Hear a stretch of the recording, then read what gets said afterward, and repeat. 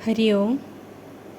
यस्मिन् नृत्यति यस्य शेखरभरैः क्रौञ्चद्युषश्चन्द्रकी, यस्मिन् नृप्यति यस्य घोषसुरभिं जिघ्रन् वृषोधूर्जटे, यस्मिन् सज्जति यस्य विभ्रमगतिं वाञ्छन् हरे सिन्धुरस्तद्बृन्दावनकल्पकद्रुमवनं തം വാ കിശോരം ഭജേ. അതിശയോക്തിയോടുകൂടി കവി വർണ്ണിക്കുകയാണ്.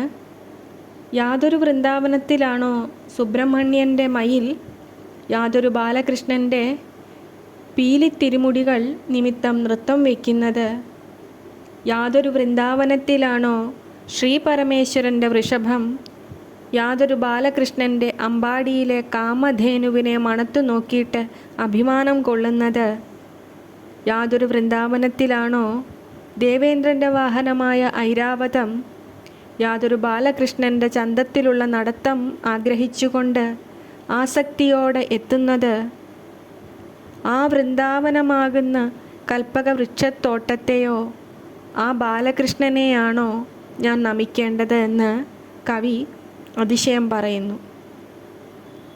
കാരണം ഇവരിൽ ആരെ നമിച്ചാലും സുബ്രഹ്മണ്യനെയും മഹാദേവനെയും ഇന്ദ്രനെയും നാരായണനെയും ഒരുമിച്ച് വന്ദിച്ച ഫലമുണ്ടാകുമെന്ന് കവി ചിന്തിക്കുന്നുണ്ടാകും അല്ലേ?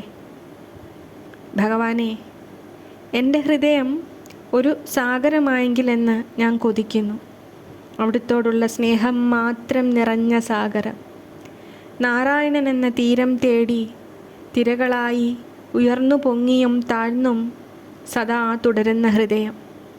എന്തൊക്കെ കൊണ്ടും എത്ര പ്രക്ഷുബ്ധമായാലും ഒടുവിൽ ശാന്തമായി ഭഗവാനെ അങ്ങിലേക്കെത്താൻ, അങ്ങയെ പുണരാൻ വെമ്പുന്ന തിരയായി, സാഗരമായി ഈ പ്രാണൻ എന്നാണ് മാറുക? നാരായണ. അരുണാധരാമൃതവിശേഷിതസ്മിതം വരുണാലയാനുഗതവർണവൈഭവം തരുണാരവിന്ദദളദീർഘലോചനം കരുണാലയം കമപി ബാലമാശ്രയേ.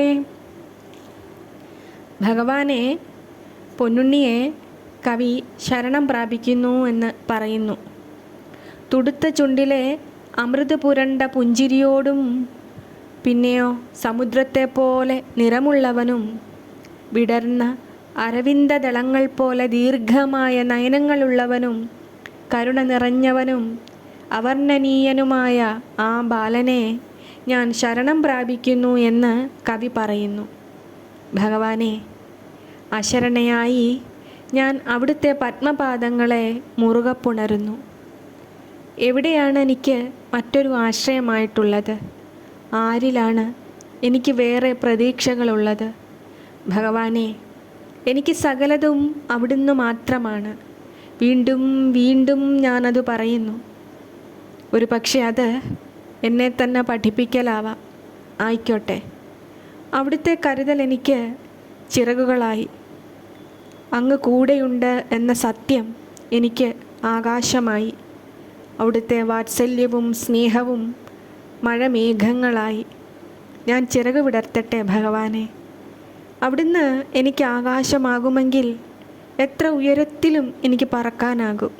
എൻ്റെ ചിറകുകൾ തളരുമ്പോൾ അവിടുത്തെ സ്നേഹവാത്സല്യമൊരുക്കുന്ന മഴമേഘക്കൊമ്പുകളിൽ എനിക്ക് വിശ്രമിക്കാനാവും. വീണ്ടും എൻ്റെ യാത്ര തുടരാനാവും. നാരായണൻ എന്ന മഹാകാശത്തിൽ ഒരിക്കലും അനുഭവിക്കാത്ത ആ വലിയ ആനന്ദത്തോടെ ഞാൻ പാറിപ്പറന്നോട്ടെ ഭഗവാനെ. നാരായണ. ലാവണ്യവീചിരചിതാംഗഭൂഷാം ഭൂഷാപദാരോപിതപുണ്യബർഹാം കാരുണ്യധാരാളകടാക്ഷമാലാം ബാലാം ഭജേ വല്ലഭവംശലക്ഷ്മീം. അഴകിൻ്റെ അലകൾ മെയ്യിലാകെ ധരിച്ചും പുണ്യങ്ങളായ മയിൽപ്പീലികളെ അഴകോടെ നിറുകയിൽ നിരക്ക ചാർത്തിയും കാരുണ്യത്തിൻ്റെ നോട്ടത്തെ നിരവധിയായി നൽകിയും ഗോപവംശത്തിൻ്റെ ഐശ്വര്യമായ ബാല്യം വിടാത്ത ശ്രീകൃഷ്ണനെ ഞാൻ ഭജിക്കുന്നു എന്ന് കവി പറയുന്നു ഇവിടെ. കണ്ണാ, ഒരു പീലിക്കണ്ണിൻ്റെ നോട്ടമോ ഒരു പുല്ലാങ്കുഴലിൻ്റെ നാദമോ കമനീയമായ ഒരു മഴമേഘത്തിൻ്റെ തുണ്ടോ പൗർണമിത്തിങ്കളിൻ്റെ മുഖഭംഗിയോ അഗ്നിയുടെ പീതാംബര ശോഭയോ പൈക്കിടാങ്ങളുടെ കുടമണിയൊച്ചയോ ബാലികമാരുടെ ചിരിയാരവങ്ങളോ ഗോമാതാക്കളുടെ ശ്രീനിറഞ്ഞ സാന്നിധ്യമോ പാലിൻ്റെയും വെണ്ണയുടെയും സുഗന്ധം നിറഞ്ഞ വഴികളെ മനോഹരമാക്കുന്ന നിന്റെ ലീലകൾ പാടുന്ന ഈരടികളോ ശോഭനമായ വൃന്ദാവനത്തിലെ നിഴലും നിലാവും നിറഞ്ഞ വീഥികളിൽ നിന്റെ കൈ പിടിച്ച് ഞാൻ പുലരുവോളം നടക്കുന്നതോ വലിയ മിഴികൾ വിടർത്തി ഞാനില്ലേ എന്ന് എൻ്റെ ആത്മാവിനോട് സദാ പറയുന്ന ഉണ്ണിയുടെ മനോഹരമായ മുഖാരവിന്ദമോ അതോ നറുതുളസിയുടെ മേലെ ഇറ്റുവീണ ജലത്തിൻ്റെ പരിശുദ്ധിയോടെയും കളഭത്തിൻ്റെ ഹൃദയം കവരുന്ന ഗന്ധത്തോടെയും വൃന്ദാവനമാകെ തഴുകുന്ന മന്ദമാരുതൻ്റെ തലോടിലോ എവിടെയാണ് ഞാൻ എൻ്റെ കൈശോരനെ കണ്ടത്? എല്ലായിടത്തും കണ്ടു. നാരായണ. മധുരൈകരസം വപുർവിഭോർമധുരാവീഥിചരം ഭജാമ്യഹം നഗരീ മൃഗശാബലോചനാ നയനേന്ദീവരവർഷഹർഷിതം. ഭഗവാന്റെ മധുരാപുരി പ്രവേശത്തിൻ്റെ അഴക് വർണ്ണിക്കുന്നു കവി ഇവിടെ.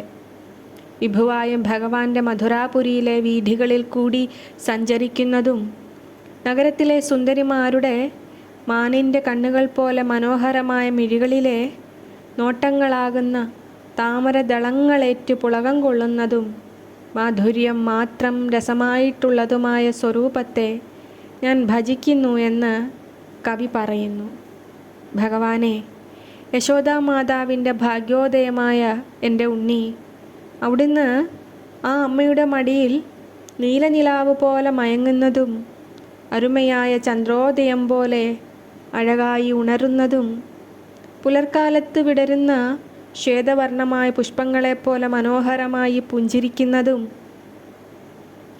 അമ്മയുടെ അകിടിൽ മുട്ടുന്ന പൈക്കിടാവിനെ പോലെ മാതാവിൻ്റെ മാറിൽ പാലിനായി പരതുന്നതും പിഞ്ചു കൈയിനാൽ അമ്മയുടെ ഉടലാകെ പരതുന്നതും പുടത്തുമ്പുകൊണ്ട് ചോരിവായി തുടച്ച അമ്മയുടെ മുഖം നോക്കി നിറയെ മോഹനമായി ചിരിക്കുന്നതും അമ്പാടിയാകെ മുട്ടിലിഴഞ്ഞും ചേറണിഞ്ഞും പിച്ചവച്ചും തലകൾ കിലുക്കിയും പൈക്കിടാവിനൊപ്പം കൂത്താടി നടക്കുന്നതും രാമനൊപ്പം കുസൃതികളിൽ ഒന്നാമനായി പ്രജവാസികളെ ആനന്ദസാഗരത്തിൽ കരയിക്കുന്നതും ഏതാണ് ഭഗവാനെ ഏറ്റവും മനോഹരം?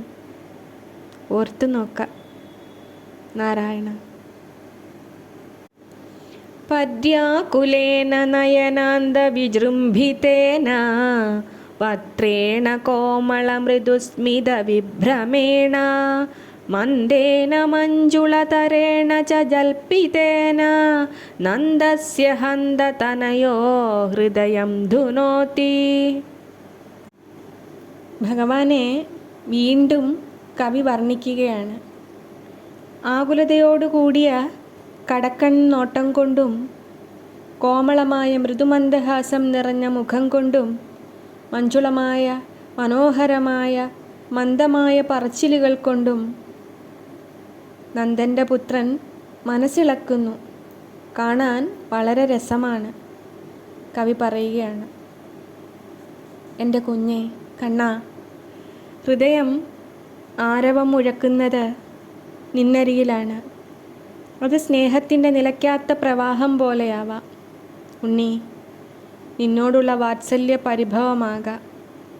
നീ നൽകുന്ന സ്വാതന്ത്ര്യത്തിൻ്റെ തെളിനീരുറവയിലെ മുങ്ങി നിവരലാകാം.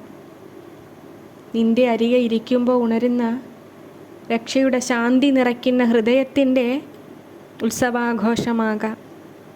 നിന്റെ സാന്നിധ്യത്തിൽ ഞാനില്ലാതെയാവുന്ന നീ മാത്രമാകുന്ന വലിയ ജാലവിദ്യയുടെ അനുരണനമാകാം. ജന്മജന്മാന്തരങ്ങളായി ചുമന്നു നടന്ന കർമ്മകാണ്ഡങ്ങളെ ഇറക്കി വയ്ക്കുന്ന അനായാസതയാവാം. ആഴമേറിയ മുറിവുകളൊക്കെയും മാഞ്ഞു പോകുന്ന നിന്റെ സ്നേഹസ്പർശത്തിൻ്റെ ഓർമ്മകളാവാം. ആരിലും കാണാത്ത, ആരുമേകാത്ത വലിയ കരുണയുടെ നോട്ടം നിന്റെ മിഴികളാൽ നീ എനിക്ക് തന്നുവെന്ന ഓർമ്മയാവാം. ഒക്കേത്തിനുമുപരി ഭഗവാനെ, അവിടുന്ന് എൻ്റെ നിസ്സാരമായ ഈ ജീവൻ്റെ മകനാണ് എന്ന് ഞാൻ എന്നോട് തന്നെ പറഞ്ഞതിൻ്റെ ശബ്ദമാവാം. നാരായണ.